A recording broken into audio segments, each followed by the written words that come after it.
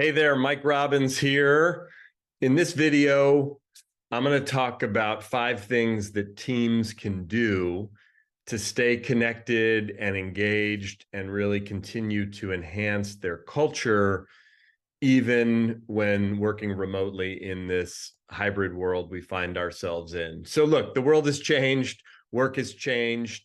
Even if you're back in the office to some degree or a few days a week, most teams that I'm working with these days are working hybridly, if not completely remotely. And one of the questions I get asked a lot by leaders and just people in general is, how do we stay connected? How do we stay engaged, even though we're not together in the way we used to be? So here are 5 things that you can do and your team can do. The first thing is you really got to focus on communication, clear communication, regular communication, healthy communication. And, that means getting on Zoom or Teams or WebEx or whatever platform you use as often as you can in kind of a structured way, but also a non-structured way, utilizing email and text and chat and, Slack and all the different, platforms, but making sure that there's a lot of proactive and clear communication, having one-off conversations whenever you can. Again, when we're all working together in the same environment, there's a lot of conversations that happen in between meetings or throughout the day or at lunch or in the parking lot, or you pop into someone's cube or workspace or office and say, hey, can we chat about this?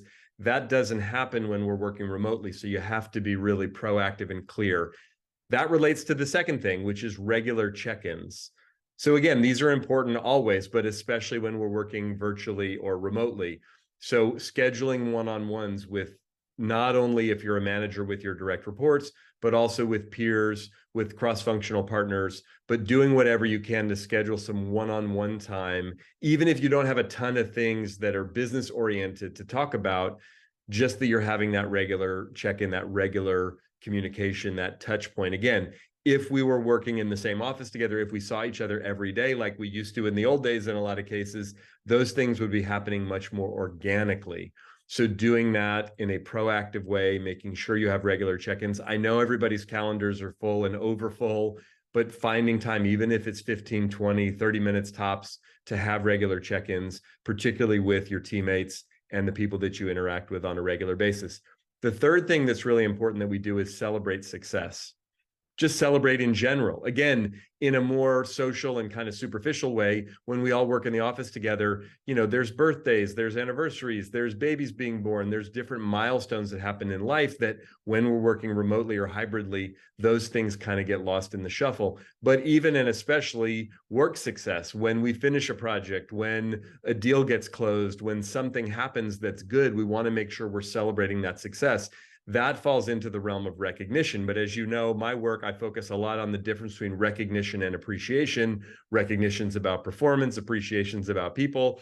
So we want to also make sure that we're appreciating people, valuing people, caring about people. That relates to clear communication and regular check-ins, but that we're celebrating success, we're taking some time for both recognition and appreciation, and we're being proactive about it as best as we can. The fourth thing we can do that's really important for us personally, but also to encourage with the people around us, especially if you're a manager, but also just with your teammates, is encourage self-care. Encourage people to do whatever they need to do to take care of themselves. Look, we're not stuck in lockdown anymore like we were, thankfully, but working from home, working remotely, there's a tendency for people to work nonstop, round the clock. Now, granted, you can, run errands and do the laundry and pick up the kids and all the great stuff that working from home or working remotely allows us to do.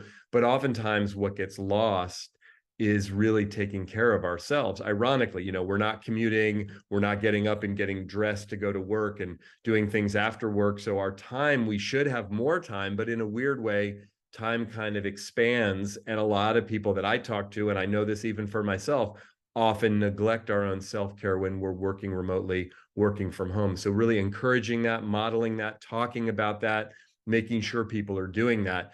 And then the fifth thing, and this is super important, although sometimes can be a bit paradoxical, is having team building activities. Now, look, let's be honest, a lot of virtual team building activities aren't very good. And, we did enough Zoom happy hours at the beginning of COVID lockdown that we're all sick of that. So you got to be creative about it. But having longer meetings, having unstructured time when you do gather collectively on Zoom or Teams or WebEx or whatever your platform is that you use in your company, so that we can have longer discussions, longer meetings, but also other things that can be fun, getting creative, figuring out what you can do to recreate some sense of team building, even though we're not together in person. That said, I really recommend at least once a year, if not more often, the team can come together in person. Now, we're not necessarily all in the same location. We're not necessarily all working in the same office. And even if we are, we're not coming in every single day like we used to, but making sure you get the whole team and even the extended team together at least annually, if not quarterly or biannually, so that you can have an actual in-person connect at an offsite location. I speak at and facilitate a lot of sessions at these types of events. And even, pre-COVID, these were super important. Now I think they're even more important because of the hybrid nature of our work, because of the remote nature of our work. So those 5 things, if you can focus on these as a leader, as a team member, as someone who's interested in really building the culture and maintaining and even enhancing the culture of your team and making sure that the team stays connected, it's super important. So clear communication, regular check-ins, celebrating success, making sure that we're both appreciating and recognizing our teams and the people around us and celebrating that, encouraging self-care, and then making sure that we're actually doing some team building activities, both remotely, but also, if we possibly can, in person at least once a year, if not more often. Now, teamwork has always been challenging. Building the culture of a team has always been challenging. Making sure we stay connected, always been challenging. Super important, but challenging. Nowadays, I think it's even more challenging and more important. But you can do these 5 things and others to really make sure your team stays connected and you're engaged with each other, even working remotely and hybridly. Thanks for watching. Appreciate it. Make sure to hit the subscribe button so you don't miss any videos. And I look forward to connecting with you next time.